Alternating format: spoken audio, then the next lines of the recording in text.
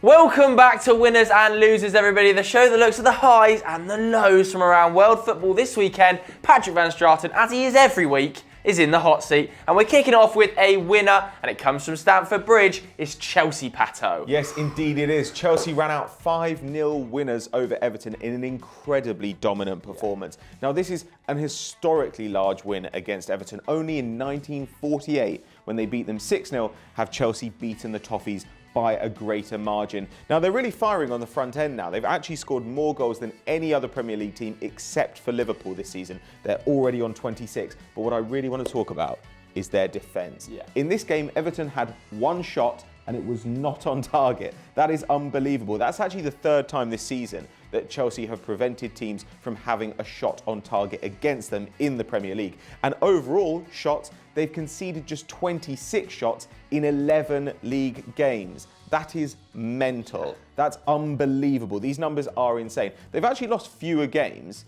in the last 38 Premier League matches than Man City and Liverpool combined. Like, that's unbelievable. They've only lost 8 games. And this is weird, given that we kind of see them as having been in a little bit of a fallow period. They had a bad back end of the last season. And we thought that they weren't quite sparking yet this year. But now they're absolutely on fire. And there was some liquid football in this game. 23 passes in the build-up to Eden Hazard's second goal. That is incredible stuff. Yeah, Eden Hazard's the man I want to talk about. He is in the form of his life at the moment. He's scored in 4 consecutive Premier League games for the first time in his whole career, actually. And that's now 3 Man of the Match awards on the bounce for the little Belgian.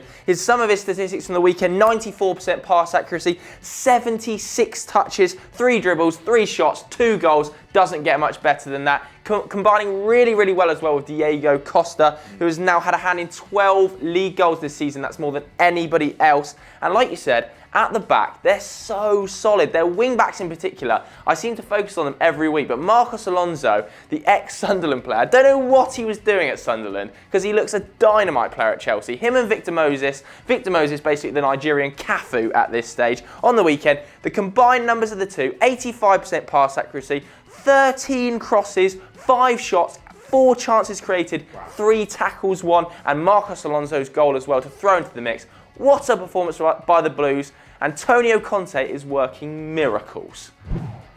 Staying in the Premier League for our first losers of the weekend, Leicester City, the champions, lost 2-1 at home to West Brom. I could not believe it when this popped up on BBC Sport. This is actually their first loss at home since September 2015. And boy, oh boy, are the champions struggling this season. They're in 14th on 11 points from 11 games. That's the sort of form that saw Jose Mourinho get the chop at Stamford Bridge, but Claudio Ranieri clinging on by his fingernails. They've actually struggled really badly in recent weeks. They've only had 6 shots on target in their last 4 games, and they've conceded 23 shots on target in that same amount of games. So struggling at both ends of the pitch. Likewise, they've conceded 18 goals and scored just 15. So Jamie Vardy needs to start scoring some goals, and the likes of Wes Morgan need to start putting in some better performances. But in Europe, completely different story, Pato, isn't it? Well, yeah, it's a strange thing to say, but Leicester City are clearly prioritising the Champions League. They're the first debutant in Champions League's history to start with 4 consecutive clean sheets, and they are going to go through to the second round. However, Jamie Vardy, as Joe says, is very out of form at the moment. Just 2 goals this season and 0 in his last 10 appearances. So maybe defences are starting to figure him out. Riyad Mahrez, though, you'd expect him to be able to conjure something out of nothing, but he's had just 1 shot on target in Leicester's last 6 Premier League games. This is really troubling. But on the other hand, in this game, he did get his first assist since March, which was also against West Brom. So maybe he will start rediscovering that creative form. But at this rate, Claudio, you really need to sort it out, because otherwise you'll be gone by Christmas and you'll be Man United manager by next summer. So sort it out, Foxes.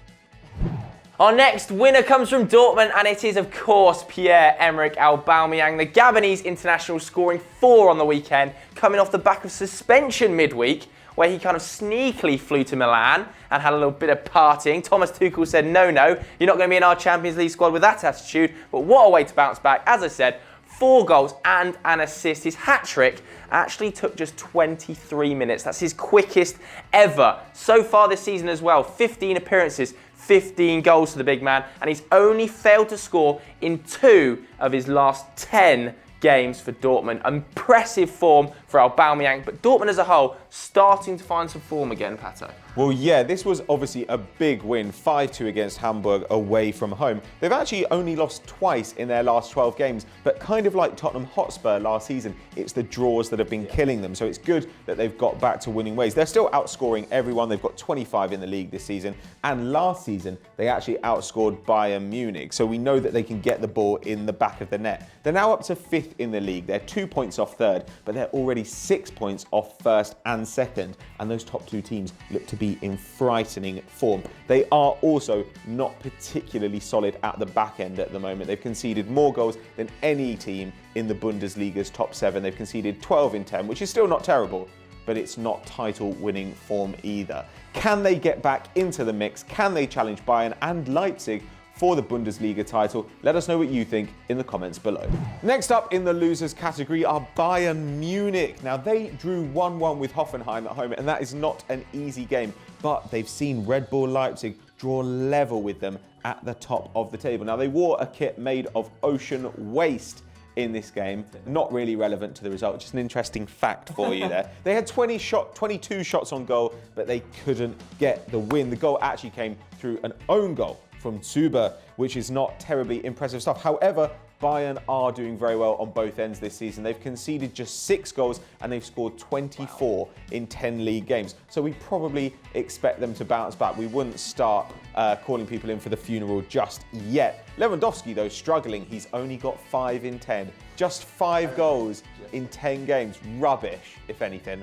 But look, we expect that he'll come back soon too. And look, Bayern Munich are still unbeaten in their last 20 Bundesliga matches. Wow. Yes, that's 20. That's incredible stuff. But Hoffenheim have got a pretty impressive record too. Yeah, Hoffenheim are still unbeaten as well, and they've only conceded 10 league goals this season, partly down to the amazing form of Niklas Süle, their young central defender. And here's a fact for you. Talking about your ocean waste, Julian Nagelsmann, their manager, was just 8 years old when Carlo Ancelotti started his managerial career, but now he's taking points off him at the Allianz Arena. But like you said, Red Bull Leipzig as well, they formed in 2009 in the 6th tier, is now 2016, and they are joint top of the Bundesliga. So Bayern Munich under some pressure from Leipzig. After the international break as well, they've got Borussia Dortmund away, so that won't be an easy one. But what do you guys at home think? Could Leipzig challenge Bayern, or are Bayern going to romp to another title? Let us know in the poll right now. Our final winner comes from Merseyside, and yes, it's Liverpool, who spanked Watford on the weekend, Pato. Yes, indeed they did. They ran out 6-1 winners, and they're now at the top of the league. They cannot stop scoring. They've scored more goals in the Premier League than any other team in 2016 with 71. And actually, if we look at the top scorers from around Europe in all competitions, we've got Barcelona top, 150 goals. Real Madrid, 127. PSG, 115.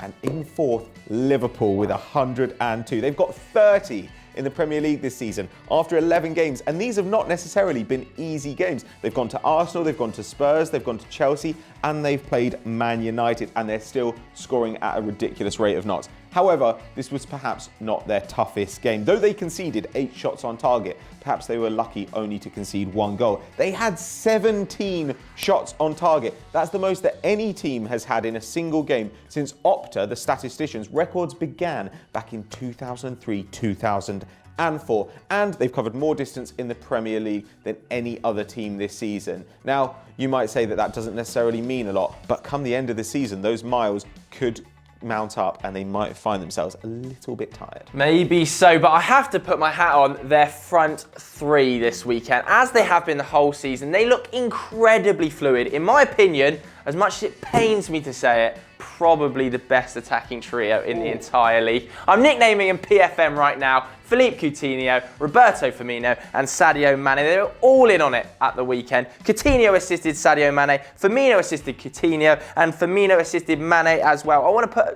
talk about Mane in particular a little bit. 11 games, 5 goals already in his Reds career. So he started on fire, but Coutinho, the man we said yesterday, Sunday vibes, shoots too often, came up with the business. A man of the match performance on the weekend, 83% passing accuracy, 5 chances created in this one, 1 assist, 5 shots, 1 goal, 5 take-ons and 4 tackles. A brilliant all-round display from the little magician. Firmino as well has scored 5 and assisted 3 in his last 7 Premier League outings. So that front three really is the MSN of the Premier League. They look impressive, but can they go on to win the league? Or is it going to be another red season? It was our year last year. Let us know what you think in the comments below. Our final losers come from the Eredivisie, and it's Feyenoord who lost 1-0 away at the go-ahead Eagles. That's Feyenoord's first loss of the season, but they're now without a win in 3 games. Go-ahead Eagles, on the other hand, were on a run of 4 straight losses coming into this match, and they can't have expected to have kept a clean sheet against the division's top scorers. Feyenoord have already bagged 28 in the league. But Feyenoord's still top of the league. Ajax could only struggle to a draw this weekend. So while that lead's being chipped away, they remain top. But they've got one man to thank for that. Yeah, just about. He didn't score on the weekend, but Nikolai Jorgensen's in impressive form. Of course, joined from Copenhagen in the summer. Last season got 19 in 40 for the Danish side. Coming into this season, he's already got 14 in 19, so looks a completely changed player. He's only 25 as well, 8 goals, 3 assists in his last 12 games. He's really powering that title push. But with results like this, a loss away to the go-ahead Eagles, you've got to be doing better than that if you want to win the Eredivisie. So that's all we've got time for on today's winners and losers, but who are your winners and losers from the weekend? Let us know in the comments below. And if you enjoyed this video, don't forget to head over to Euro Football Daily to check out Gareth Bale and Atletico Madrid on Euro Roundup with me and Chris Hamill. And as ever, guys, please do like and subscribe. Catch you next time.